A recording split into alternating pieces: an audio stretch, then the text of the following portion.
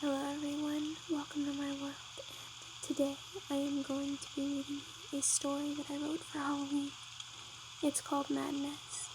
Now, later tonight, and probably in the morning, I might get out my second Halloween video to you, and it will be about a creepypasta that I've chosen to read to you guys.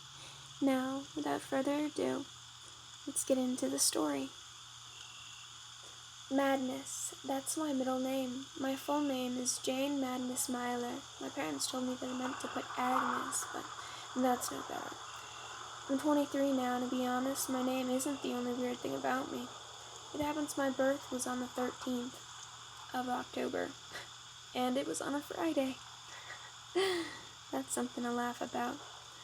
Not to mention, I kinda live in a loony bin, because I see ghosts. No, before you leave, yes. I sound crazy, but that's why I live here. You don't actually have to read this, but my doc said it would make my quote-unquote hallucinations less vivid, and they might even go away because I'll start adding logic and understanding how my non-realistic, vivid hallucinations really work. But to be honest, it just makes me feel more crazy. Because I really can. I really, really can see them. I know I do, because when I was younger, my mother had an insane hobby.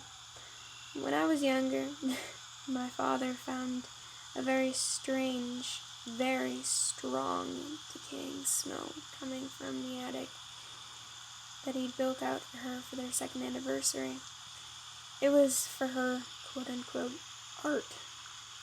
At first, she was okay with just working at the morgue. But then, well, I think you get it.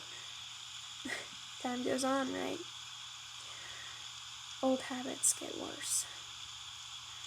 So, when the police came and questioned 7-year-old me, I told them I knew them all. Mary, Jenny, Addison, and Lisa. I told them all about my time with them. But when the police estimated the time, it happened to be after the girls died. They chalked it up to be 7-year-old girl imagination, but my dad took it seriously.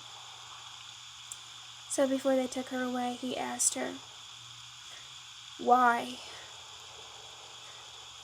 And she replied with a very chilling, sweet voice, very menacing. She said, "Because my Jane has no friends." And then she said, "I love you, Maddness." Now, that was the scariest moment of my life. And that's saying something because of what I'm about to tell you. So, when they took her away, and she was right, I freaked people out. No one wanted to talk to me or be around me because I drew the dead people I saw. Because I would feel bad if I didn't. I mean, would you want to be forgotten? But everyone thought I was weird till I moved away in the 10th grade. Then I got a fresh start, and in a new town where no one thought I was weird yet. I'd given up on trying to tell people that I could see them and show them, and I just wanted to be normal. But before I knew it, the year had turned bad real quick. It being me and my dad, who barely talked to each other because I looked like Mom, we didn't stand a chance because it was the first time I would have watched someone become a ghost. Well, really, I saw them die. And not just one, no more. Almost a whole class. And not a nice death, either. No. They were all mutilated and their eyes were taken. Now you might be thinking, how did you see all that and not drop dead? You like my joke? No? Well, I'm sorry. I'm a little antisocial. So, I'll tell you. Supposedly, I killed them and passed out there. But I saw who killed them. It was a school dance. And very, very late. there was a guy or a person, I don't know. It wasn't a ghost nor a person, I swear. It was real hazy and had a real bad aura. It had a white mask with big red diamond eyes, and I knew it was weird when I started seeing it spilling liquid all over the floor.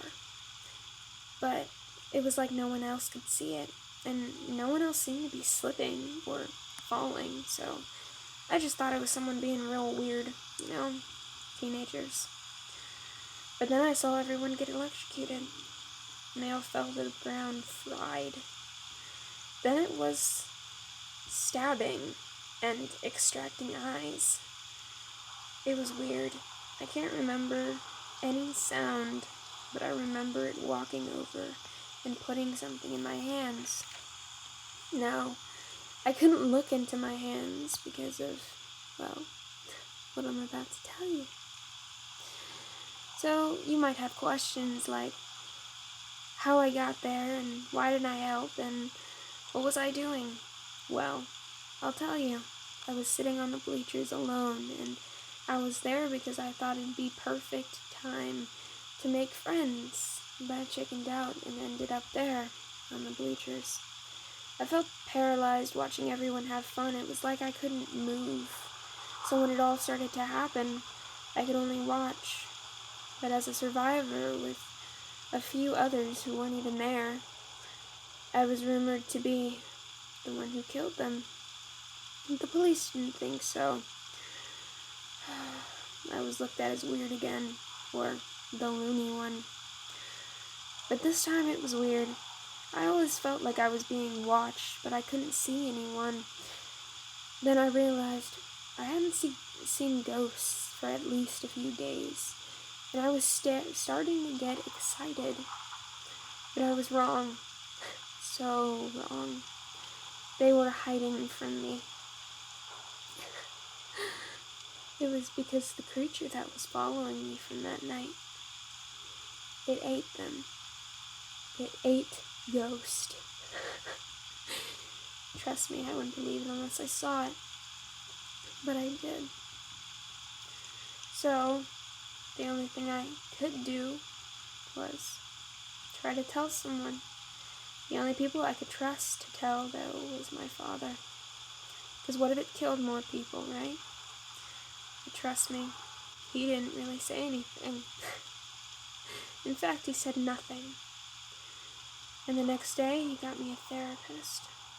But all my time with her ended up to be about a year. I was 17 then, and I was tired. I had no idea. Every time I turned a corner, I'd see it, and it looked like it was going to kill someone. I just gave up at the end, and I admitted myself to a ward. My dad signed since I wasn't 18, but I never really knew what he was thinking at the time. Now it's been 6 years, and I still only see him. Do you think I'm crazy? Recently, something new happened, though. I think I'm starting to see my mother in the corner of my eye. It's odd. I never get a good look, so I can't tell if she's dead or alive, or if she's even really there. Maybe I'm just like her. Just crazy. Every time I think I see her, standing or sitting somewhere, I'd always walk over. But the only thing that I would find there is an eye, like the ones of the students from that night. So I never pick them up or touch them. I always just try to ignore them, act like they're not there. Why me? Maybe Maddness is just the perfect name. Thank you everyone for watching, and that was my story. I am really happy about it. I think it turned out pretty good, and I really hoped that it didn't scare anyone too bad. Throughout the story, I wanted it to be menacing, but not graphic and stuff. So, for all of my watchers who did get kinda scared, or for everyone who really liked my story, thank you so much, and I really appreciate you guys watching. So, till next time.